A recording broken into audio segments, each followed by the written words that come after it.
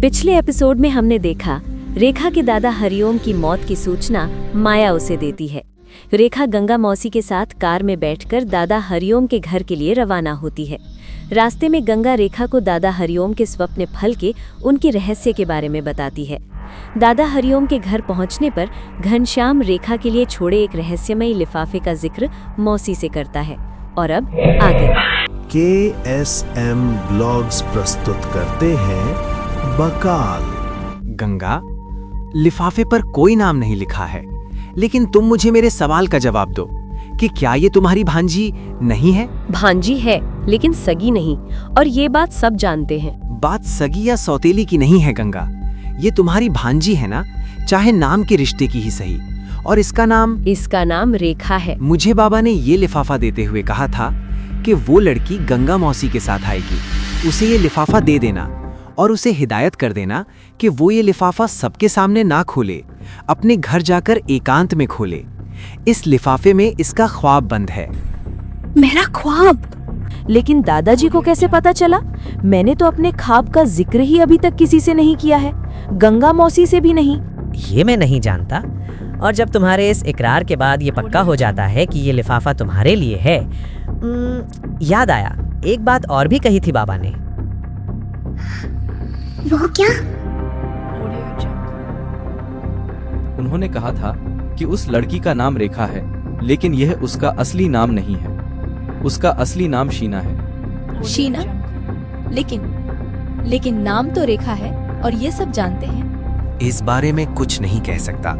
बाबा ने मुझसे जो कहा था वो मैंने तुम्हें बता दिया। ये लो अपनी अमानत। रेखा बेटी, शायद तुम्हें ये बात मालूम न हो कि बाबा एक ज्योतिषी भी थे। किसी का भी भूत, वर्तमान, भविष्य उनसे छिपा न रहता था। और ख्वाबों की पहेली का हल बताने में तो वो माहिर थे। लोग दूर दूर से उनसे अपने सपनों का स्वप्न फल मालूम करने आते थे। बड़ी चकरा देने वाले हालात थे। पहले वे भयावह स्वप्न और अब ये रहस्यमय लिफाफा। रेखा बड़ी मुश्किल से ही खुद को संभाल के रख पा रही थी। उसकी समझ में नहीं आ रहा था कि दादाजी को उसके ख्वाब के बारे में किस तरह पता चल गया था, और इस लिफाफे में उसके भयानक सपने का कैसा स्वप्न फल बंद है। रेखा शीघ्र अतिशीघ्र इस स्वप्न फल के बारे में जान लेना चाहती थी। कुछ देर बाद ही गंगा मौसी और रेखा ने घनश्याम से इजाजत ली। गंगा मीरा से गले लगकर मिली। वे घर के गेट तक गंगा मौसी व रेखा को विदा करने आए, और जब तक वो गाड़ी में बैठकर चली न गईं, वो गेट पर ही खड़े रहे। घर पहुंचते ही रेखा ने सीधे ही अपने कमरे का रुख किया। सीढ़ियां चढ़कर वो अपने बेडरूम में दाखिल हुई।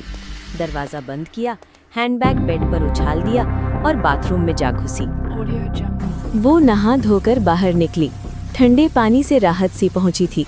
वो स्वयं को तरोताज़ा महसूस करने लगी थी। वो दादा का पत्र पढ़ने को बेकरार थी, और फिर अभी उसने बैग से लिफाफा निकाला ही था और खोलना ही चाहती थी कि सहसा दरवाजे पर दस्तक हुई। दरवाज़ा बड़ी जोर से खटखटाया जा रहा था, और साथ ही माया चीख भी रही थी। जल्दी दरवाज़ा खोलो बीबी। रेखा ने लिफाफा फौरन वापस बैग में रखा और बैग को बेड पर छोड़ दरवाजे की तरफ बढ़ी। रेखा ने जैसे ही दरवाज़ा खोला तो उसे देखकर वो बस ही चीख मारकर पीछे हट गई। माया के हाथ में एक पिंजरा था और उस पिंजरे में एक उल्लू बंद था। रेखा ने उल्लू को देखकर ही चीख मारी थी। माया ने वो पिंजरा पास ही में टेबल पर रख दिया।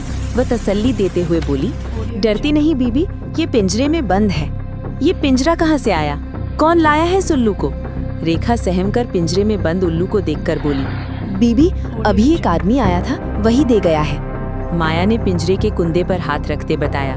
रेखा कांपती टांगों से अपने बेड पर आ बैठी।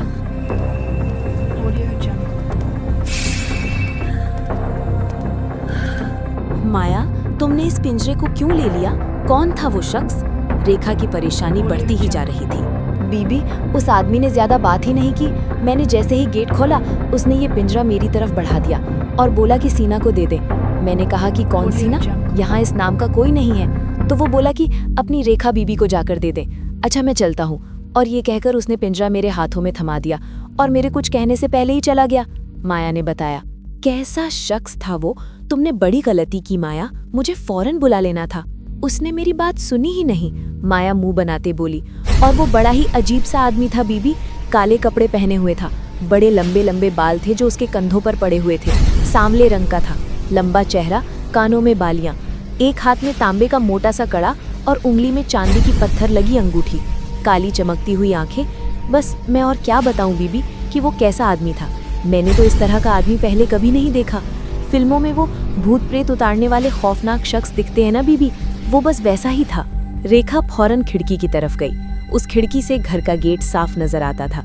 खिड़की खोलकर उसने इधर उधर देखा, मगर उसे कोई आदमी दिखाई नहीं दिया। उसने खिड़की बंद की और पलटकर माया से संबोधित हुई।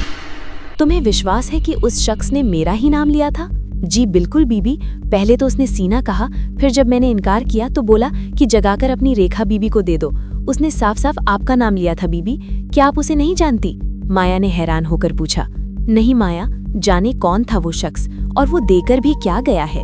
रेखा की निगाहें फिर पिंजरे की तरफ उठ गईं। हाँ देखो भला, ये भी कोई देने की चीज है। भाई है क्या घर में? रेखा ने अमर के बारे में पूछा और माया ने जैसे ही पिंजरे का कुंडा पकड़ने के लिए हाथ बढ़ाया, उल्लू ने बेचैन होकर फौरन अपने पंख फड़फड़ाए और एक भयानक चीख मारी। माया ने घबराकर अपना हाथ पीछे खींच लिया। माया, इसे फौरन नीचे ले जाओ, रेखा बदहवास सी बोली।